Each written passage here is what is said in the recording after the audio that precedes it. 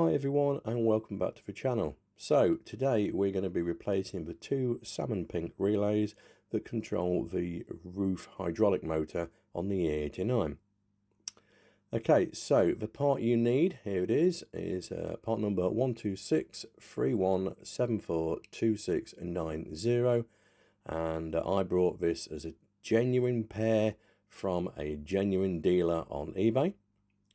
You also need the Torx T20 screwdriver or screwdriver bit.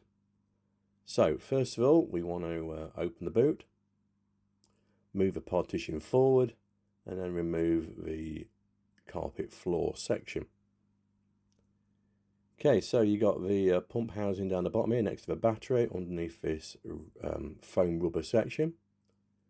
Get your Torx T20 screwdriver, undo this one single screw, and then put your screw safely to one side. And then we've got to remove the two relays from these little clips. Now you've got double clip either side of each relay, so they're a little bit tricky to get at. Now obviously sped this a little bit up because it was a bit of a fiddle.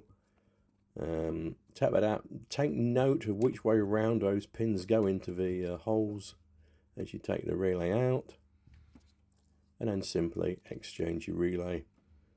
Put the old ones to one side, get your new ones, and then plug them in accordingly. Obviously do both, and that's it. I'd already actually done this already. These were brand new relays. I just decided to film this bit specifically for this, hence why I didn't bother changing the second one. Get your T20 again, screw your screw back in, nice and tight. Put your rubber section back down, put your boot floor back in, close your partition back down again, shut your boot, and give it a test, and you are done. That's it. Thank you much for watching. Nice and short one this time. We'll see you next time.